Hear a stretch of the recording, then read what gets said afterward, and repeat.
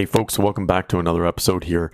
Happy 2025 and Happy New Year. I wish you the very best in this coming year. I wish you tons of happiness, love, and success. And the theme for this year, for many organizations, actually many of our clients that we work with, is mindset.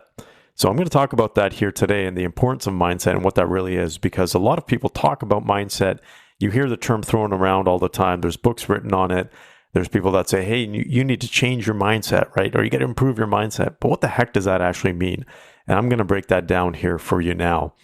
It is very important for us to focus on our mindset. It's one of the core aspects for us to be able to do two things in particular. First is perform at our highest potential. And the second is have a high quality of life. And those two go hand in hand with each other. Those individuals that have a higher quality of life tend to perform better long term. And we're talking about sustainable performance, not short term. We're not talking about being a super athlete, for example, that can give 10 good years into a sport and then they completely crash after the sport. What I'm talking about is being able to, let's just say, give 50 years, 30 years of your best to your craft, but also have a high quality of life at the same time. And in order to do that, it requires an empowering mindset. So what does a mindset do? That's the first part here. And I think it's very important to understand this. Mindset really helps shape four particular things. The first one is it helps shape your perception, how you perceive the world. And how you perceive the world is very, very important, because how you perceive the world is going to be different than how I perceive the world. We can be in the exact same situation and you might perceive things differently. And depending on how you perceive things, it's also going to impact and influence how you experience things, right? So perception is how you perceive things, and then there's how you experience things. And experience is more of an experiential aspect, which is how do you experience life, right? And how you experience life depends on how you see things. And that determines your feelings, right? Your state of mind, your state of body. That's the experience that you have. So are you feeling fully alive? Are you connected to life? Are you alert? Are you aware of the things that are happening around you? That's all part of experience. And ultimately, are you joyful? Are you in what I call an empowering state? So that's the second aspect of mindset, or what mindset does, is it shapes your experience. The third aspect, the third thing it does, is it determines your decisions. And so life is really about deciding and acting. And it's a repetitive motion of deciding and acting. And the decisions you make fundamentally determine which path you're on. So you could be a great athlete from a natural talent perspective, but if you're not very good at making decisions, guess what? You're not going to perform that great. And if you're not great at making decisions, you're going to have a real tough time in terms of your quality of life as well. So your decisions are very, very critical. So far we have mindset determines your perception, it determines your experiences, and it also determines your decisions, which then ultimately determine your actions and / behavior. So your actions and your behavior are essentially how you move forward. There's no point, even if you made a decision, but you didn't act, it's not going to go anywhere, right? We know that. And a lot of people say they make decisions, but they don't take any action. So mindset also determines your action. It's a big element of execution and performance is action. So those are the four things that your mindset does. It helps you perceive things. It helps you experience life. It helps you determine your decisions, and then it helps you act or perform or behave. And all four of those things, it's not linear, but if it's easier for you to understand, is you can connect the dots between the two or draw an arrow going from perception to experience to decisions to behavior or actions. And that it just makes it easier for you to visually understand here, is that there's four aspects here, and each four aspect is interconnected. It's not exactly linear. In fact, all of those things impact each other. Your actions impact your perception, and your decisions impact your experiences. Everything impacts each other.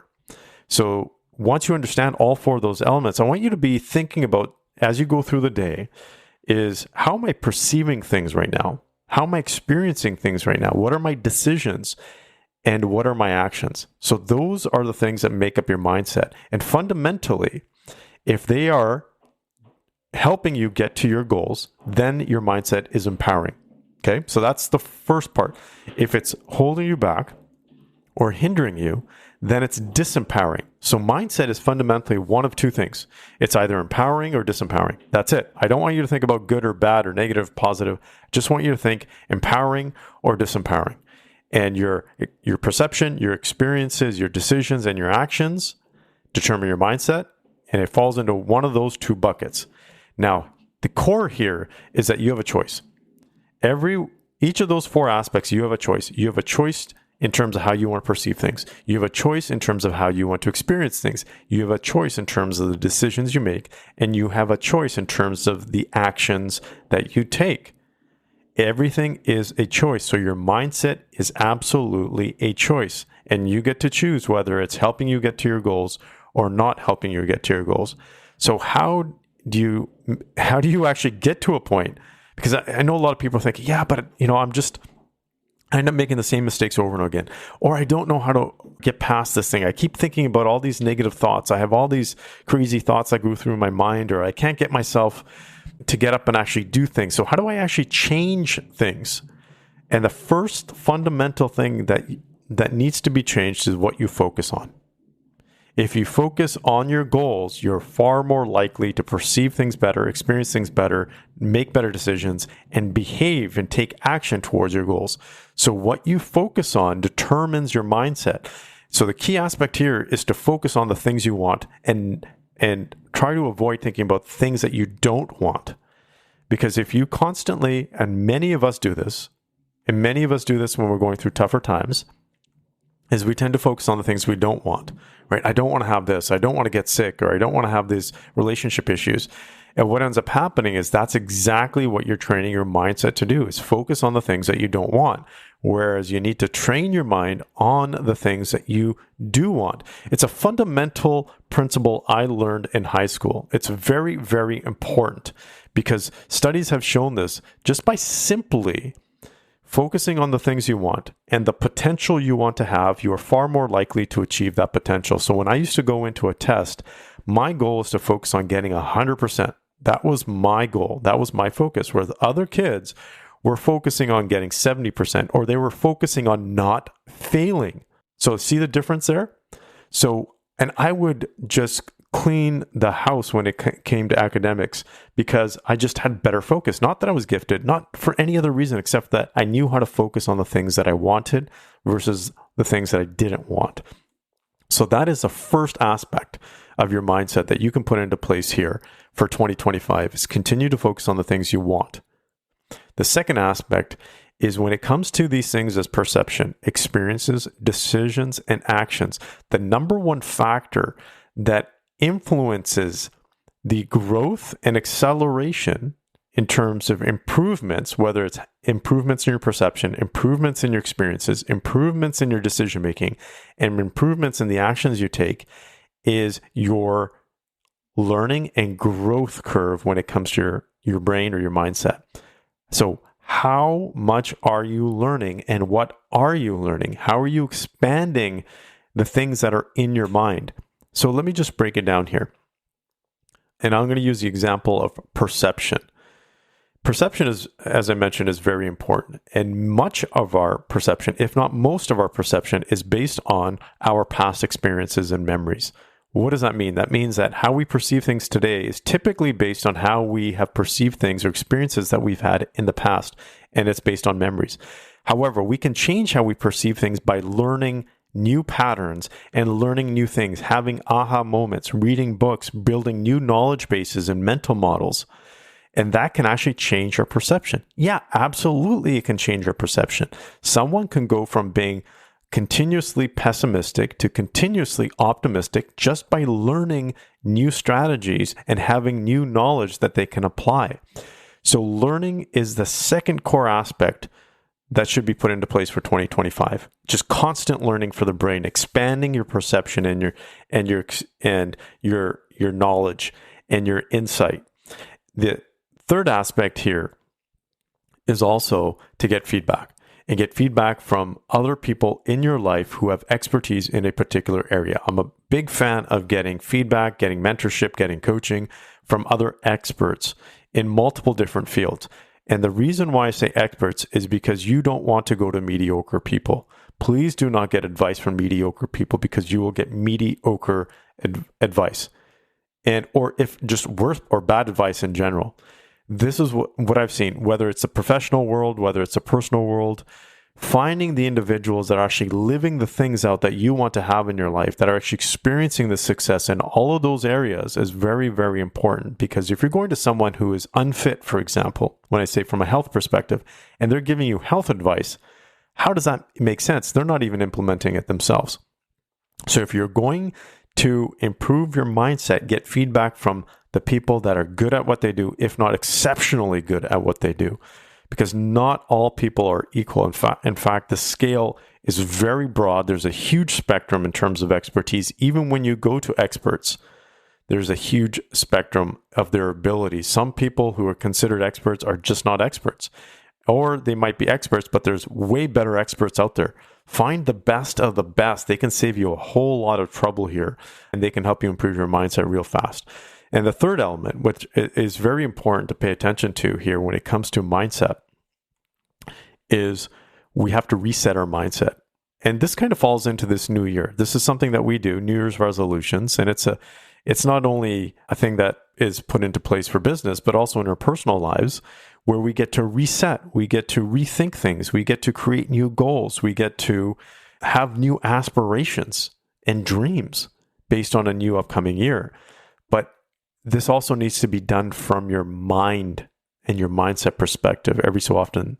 And that means resetting your mind, giving your mind a break, giving it some rest. There's studies out there, a number of them show that the benefits of solitude, the benefits of sitting in nature for a period of time just to reset your mind, and what that can do to not only your state of being, so improving your well-being, but also improving your performance, because your mind is refreshed. Your mind has recouped from all the stress. And so what ends up happening is when we go through the entire year, we go, we're on autopilot. We have all these goals we want to achieve, and we have all these performance targets, but we can actually fatigue the mind.